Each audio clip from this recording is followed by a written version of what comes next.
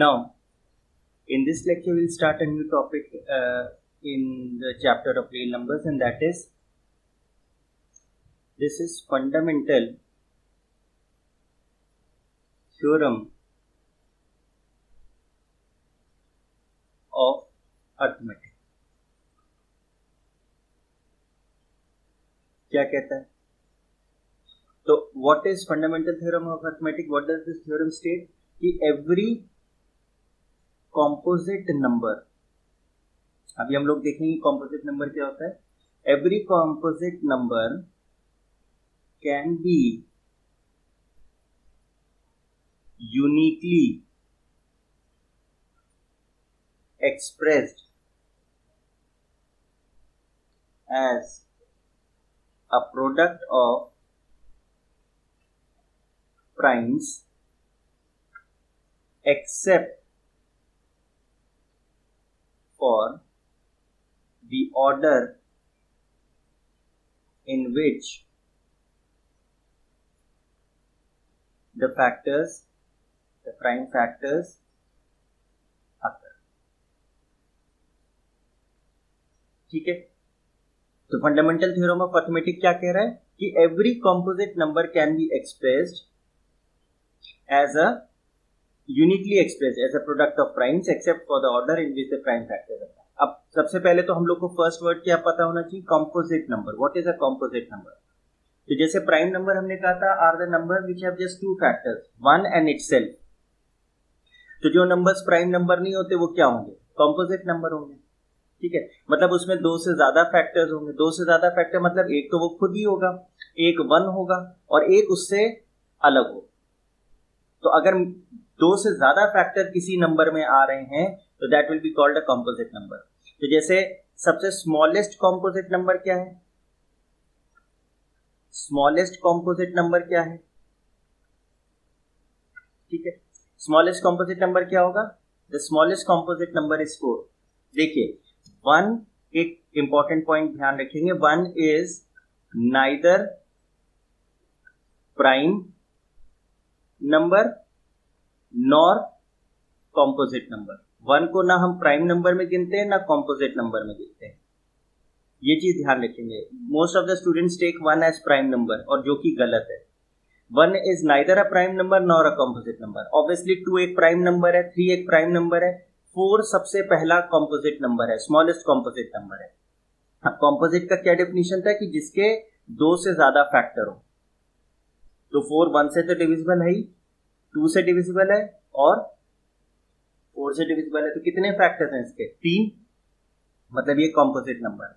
अब जैसे 5 एक प्राइम नंबर है, 6, अब देखिए 6 के फैक्टर्स क्या होंगे? 1, 2, 3 और 6. देखिए दो से ज्यादा फैक्टर्स हो रहे हैं, तो ये क्या है? कॉम्पोजिट नंबर है. लेट्स से 8 देखिए, 1, 2, 4 एंड 8. 4 फैक्टर्स है, मोर देन 2. 1 तो सबका ही होता है itself, 8 is itself a factor, और उसके अलावा और फैक्टर्स भी आ रहे हैं. इसका मतलब ये कॉम्पोजिट नंबर है. 9 देख लीजिए, 1 से डिविजिबल है, 3 से डिविजिबल है, 9 से डिविजिबल है. दो से ज्यादा फैक्टर्स होगा तो ये कॉम्पोजिट नंबर है. तो ये थ्योरम ये कह रहा है कि every composite number can B uniquely. अब यूनिकली का मैथ्स में हमेशा मतलब होता है वन, सिंगल, एक ही तरीके से. वन कहिए, सिंगल कहिए, यूनिकली का मतलब सिर्फ एक तरीका है उस चीज को करने का. यूनिकली का ये मतलब होता है. तो एवरी कॉम्पोजिट नंबर, इस केस में हम क्या कर रहे हैं? Prime, product of prime numbers में इसको ब्रेक कर रहे हैं. तो सिर्फ एक तरीका है इसको प्राइम नंबर्स में तोड़ने का. हर कॉम्पोजिट नंबर को उसके फैक्टर्स में जब हम ब्रेक करते हैं, फैक्टराइज करते हैं प्राइम नंबर्स के फॉर्म में, तो सिर्फ एक तरीका है उनको एक्सप्रेस करने का, कोई दूसरा तरीका नहीं. बस except for the order in which the prime factors occur. अब जैसे अगर हमने 2 into 3 लिखा तो पहले 2 फिर 3 है. इट मेक्स नो डिफरेंस कि अगर हम इसे 3 into 2 लिखें. तो ऑर्डर मायने नहीं रखता कि हमने प्राइम फैक्टर्स को किस ऑर्डर में लिखा है, एज लॉन्ग एज बस हमारे वो प्राइम फैक्टर्स यूनिक होंगे. मतलब जो जिस तरीके से हमने उसको फैक्टराइज किया उसका कोई और दूसरा फैक्टराइजेशन नहीं होगा. अब जैसे फॉर एग्जाम्पल अब समझिए, लेट्स से 12 है. 12 को हम कैसे लिख सकते हैं? 2 2 4 3 12. तो इसका फैक्टराइजेशन ये हुआ. कैसे करते हैं आप लोग? 12, 2 6 जा, 2 3 जा, 3 1 जा। तो इसके फैक्टराइजेशन क्या हुआ? 2 2 3, 2 भी एक प्राइम नंबर है, 2 भी एक प्राइम नंबर है, 3 भी एक प्राइम नंबर है। तो इसको आप ऐसे भी लिख सकते हैं 2 स्क्वायर इंटू 3 की power 1। You can also write this as 3 की पावर 1 इंटू 2 की पावर 2। ऑर्डर मैटर नहीं कर रहा, पर आप 12 को इसके अलावा किसी और तरीके से नहीं एक्सप्रेस कर सकते प्राइम फैक्टर्स में। 2 की पावर 2 हर बार आएगा और 3 की पावर 1 रहेगा। इसमें आप ये सोचे कि 3 की पावर कुछ और हो जाए, 2 की पावर किसी और में लिख के हम इसको एक्सप्रेस करते हैं, वो नहीं हो सकता। तो क्या है? यूनिक मेथड है कि 2 की पावर 2 हमेशा रहेगी, 3 की पावर 1। सिर्फ एक तरीका है इसको एक्सप्रेस करने का। ये मैटर नहीं करता कि हमने किस प्राइम फैक्टर को पहले लिखा है और किसको बाद में लिखा है, वो ये सेकंड लाइन है, except for the order in which prime factors occur. जैसे 69 ले लीजिए। 69 क्या है? 3 इंटू 13, 3 की पावर 1, 13 की पावर 1। अब आप इसको 13 की पावर 1 और 3 की पावर 1 लिखें तो भी वो एक ही चीज है। इसके प्राइम फैक्टर्स क्या है? 3 और 13, 3 की पावर 1 और 13 की पावर 1। एक ही तरीका है 69 को प्राइम फैक्टर्स में लिखने का। Let's say we have 105। अब 105 को जब आप ब्रेक करेंगे, आप चाहें तो यहां से भी करके देख सकते हैं। 3 3 जा 9, 3 5 जा 15, 5 7 जा and 7 1 जा। तो 105 can be written as 3 into 5 into 7, 3 की पावर 1, 5 की पावर 1, 7 की पावर 1। अब इसको आपको जिस ऑर्डर में भी लिखना आप लिखिए। 5 इंटू 3 इंटू 7 लिख लीजिए, 3 इंटू 7 इंटू 5 लिख लीजिए, 5 इंटू 7 इंटू 3 लिख लीजिए। They are one and the same thing. Order matter नहीं कर रहा कि किस फैक्टर को आपने कहाँ लिखा है, पर हर बार 105 को आप जब प्राइम फैक्टर्स में करेंगे तो यही फैक्टर्स आएंगे और यही पावर्स उन प्राइम नंबर्स की आएगी। कोई दूसरा तरीका नहीं है। 5 की पावर 1, 3 की पावर 1, 7 की पावर 1 ही रहेगा हर बार। लेट्स से हम 234 को देख लेते हैं। तो 234 का फैक्टराइजेशन कैसे होगा? सबसे पहले 2 से डिविजिबल है, 2 1 जा 1 जा 7 जा। फिर चेक करिए 3 से, 3 3 जा 9, 3 9 जा 27। फिर 3 से 13 और 13 से, तो you can express this as 2 into 3 into 3 into 13, which can also be written as 2 into 3 की पावर 2 एंड 13 की पावर 1। तो ये इसका यूनिक प्राइम फैक्टराइजेशन है। इसके अलावा आप कोई किसी और तरीके से इसको फैक्टराइज नहीं कर सकते। हाँ, इसका ऑर्डर आप जैसे चाहो लिख लो, this is not very important. किसी को भी कहीं भी लिख लीजिए, दैट मेक्स नो डिफरेंस। लेकिन फैक्टर्स यही होंगे, प्राइम फैक्टर्स यही आएंगे और उनकी पावर यही रहेगी। यूनिक वे है इसको। ठीक है, तो this is all about fundamental theorem of arithmetic. अब इस पे हम लोग कुछ क्वेश्चन देखते हैं। तो let's take an example. Let's say we have to show that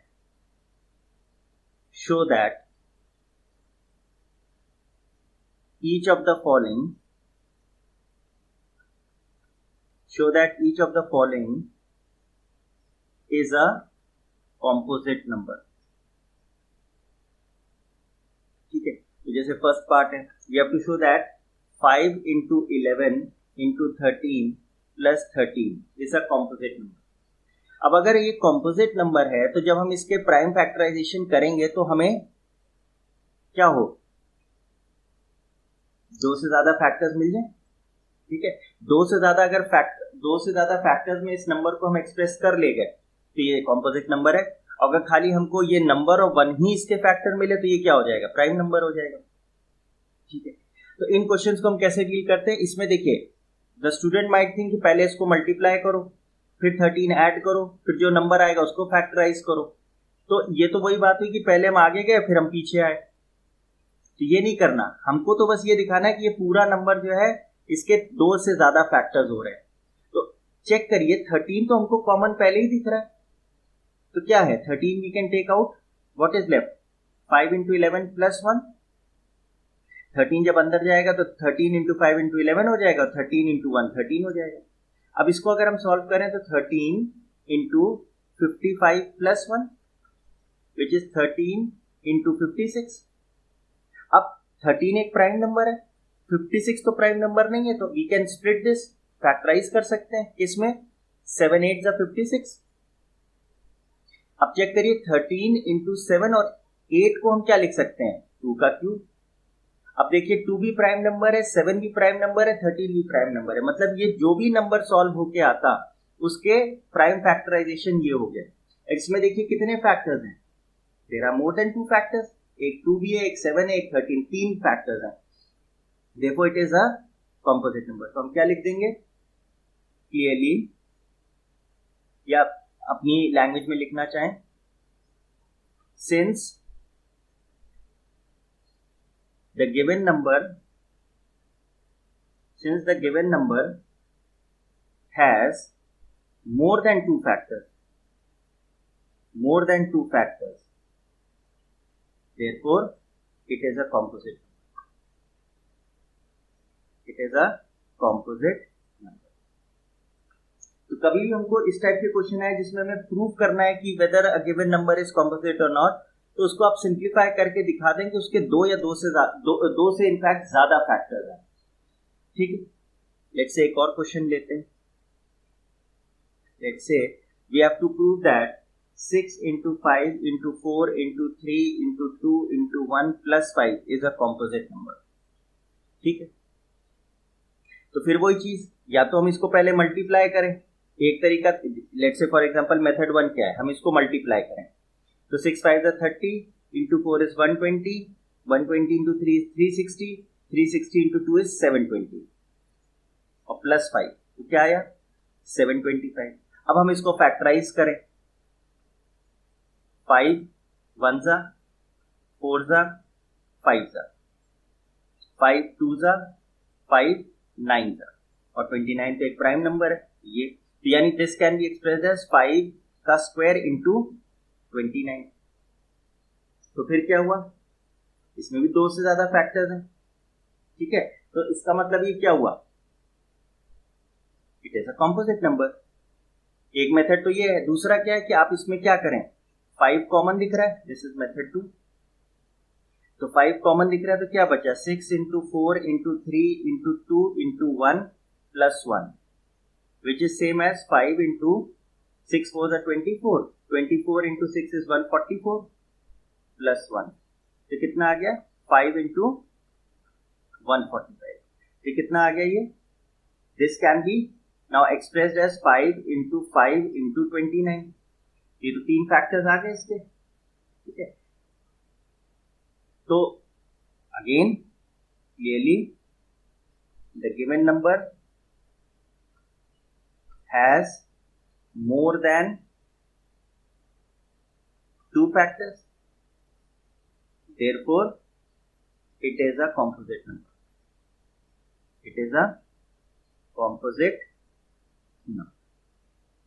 ठीक है, तो हमें बस कुछ नहीं करना, हमें जो नंबर गिवन है उसको दिखा देना है कि उसके 2 से ज्यादा फैक्टर्स हो रहे, बस और कुछ नहीं करना इन क्वेश्चन। ठीक है, now we'll take a few more questions। तो एक क्वेश्चन हमें दिया है कि show that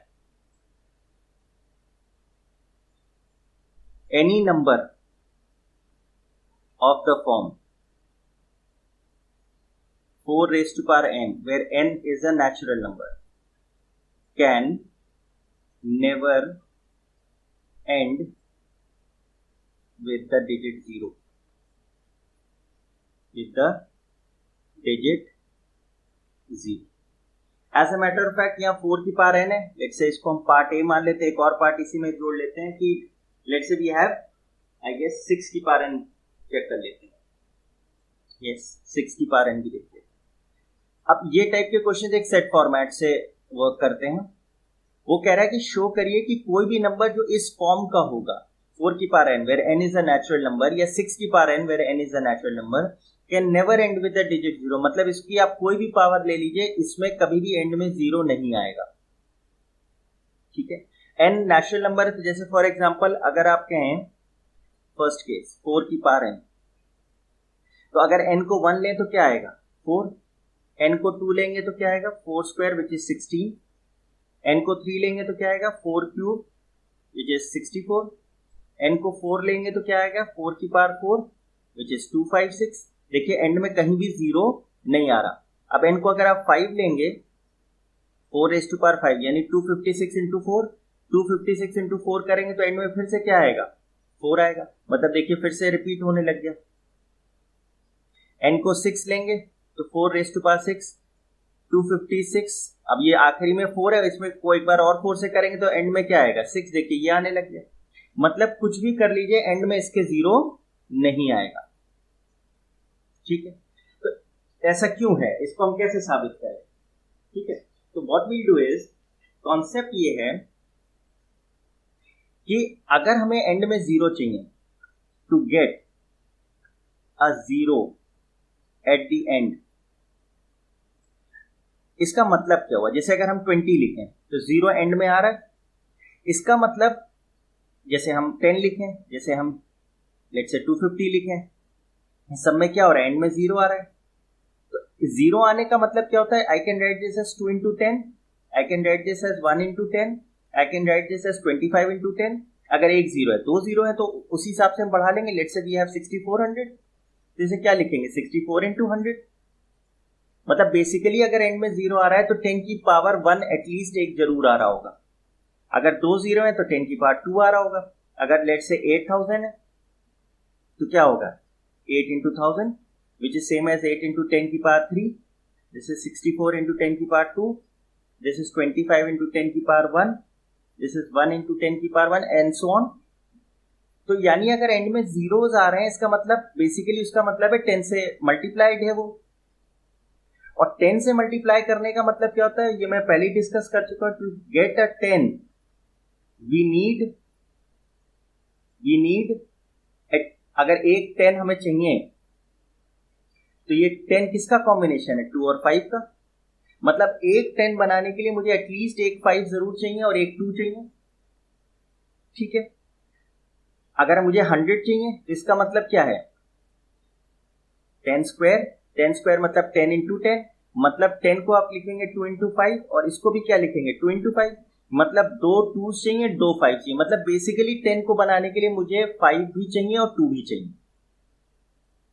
to get 0 at and, अब यहां पे हम क्या रीजन देते हैं, to get 0 at end we need 2 and 5 both.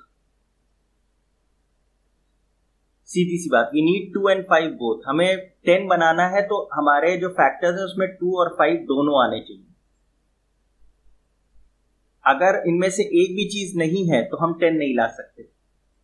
अब जरा इस क्वेश्चन पे आइए, 4 की पावर n। नाउ 4 की power n can be written as 2 square की पावर n विच इज 2 की पावर 2n। ठीक है, तो इसका मतलब ये हुआ 2 की पावर 2n मतलब 2 को कितनी बार मल्टीप्लाई करो, 2n टाइम्स। इसका मतलब 4 की power n can be expressed as product of prime numbers which are only 2। सिर्फ 2 प्राइम नंबर्स हैं। इट हैज देयरफॉर 4 की power n has only 2 as prime factor। therefore since, ठीक है, तो since we know from fundamental theorem of arithmetic that, वहां हमने क्या पढ़ा था कि हर कंपोजिट नंबर का जो फैक्टराइजेशन होगा वो यूनिक होगा। मतलब एक ही तरीके से एक्सप्रेस कर सकते हैं उसको। That prime factorisation of a composite number is unique. एक ही तरीके से हो सकता है। इसका मतलब अगर इस 4 की पावर n में सिर्फ उसको कैसे एक्सप्रेस कर पा रहे हैं, सिर्फ 2 के टर्म्स में कर पा रहे हैं, तो इसका मतलब यही यूनिक है। ठीक है, तो इसका मतलब इसमें 5 अब आ ही नहीं सकता। सो 5 is not a factor of 4 की पावर n। अब इसके फैक्टर को सिर्फ हम एक ही तरीके से एक्सप्रेस कर सकते हैं, तो सिर्फ 2 के फैक्टर्स आ रहे हैं और तो कुछ आ नहीं रहा। तो कोई और तरीका है ही नहीं कि इसको एक्सप्रेस कर पाए। इसका मतलब 5 इसमें कभी आएगा ही नहीं। और अगर 5 नहीं आएगा तो 2 और 5 का कॉम्बिनेशन बनेगा नहीं। 2 और 5 का कॉम्बिनेशन नहीं बनेगा तो 10 कभी आएगा नहीं। तो हेंस 4 की power n can never end with the digit 0। ठीक है।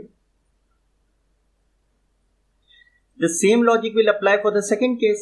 अब अगर हम 6 की पावर n को देखें तो 6 की power n can be written as 2 into 3 की पावर n, विच इज 2 की पावर n इंटू 3 की power n, and which simply means 2 को n टाइम्स मल्टीप्लाई किया गया एंड 3 को भी n टाइम्स मल्टीप्लाई किया गया। This is n times and this is also n times. और हमारा जो इसका मतलब 6 की power n has only 2 and 3 as prime factors। सिर्फ 2 और 3 के प्राइम फैक्टर्स दिख रहे हैं। और हमें therefore since we know from fundamental theorem of arithmetic that prime factorization of a composite number is unique। ये तो हम लोग देख चुके हैं। Therefore, so अब 10 बनाने के लिए हमारे पास 2 तो है लेकिन 5 नहीं है। So 5 is not a factor of 6 की पावर n, क्योंकि यूनिक तरीका है इसको एक्सप्रेस करने का। वो तरीका हमने देख लिया कि सिर्फ उसमें 2 और 3 आ रहा है। अब इसमें और कोई तरीका तो है नहीं 6 की पावर n को एक्सप्रेस करने का। तो यानी 5 कभी आएगा ही नहीं, और 5 नहीं आएगा तो 2 और 5 का कॉम्बिनेशन मिलेगा ही नहीं। तो यानी 10 कभी नहीं मिलेगा, और 10 नहीं मिलेगा तो एंड में 0 नहीं मिलेगा। तो हेंस 6 की power n can never end with the digit 0। Hence proof. ठीक है। तो ये हमने क्या देखा, फंडामेंटल थ्योरम ऑफ अर्थमेटिक, जिसमें हमने कॉम्पोजिट नंबर के बारे में सीखा। और ये सीखा कि किसी भी कॉम्पोजिट नंबर को हम एक यूनिक वे, एक ही तरीके से उसको फैक्टराइज कर सकते हैं in terms of prime factors. और उस पे बेस हमने 2-3 क्वेश्चन देखे। ठीक है।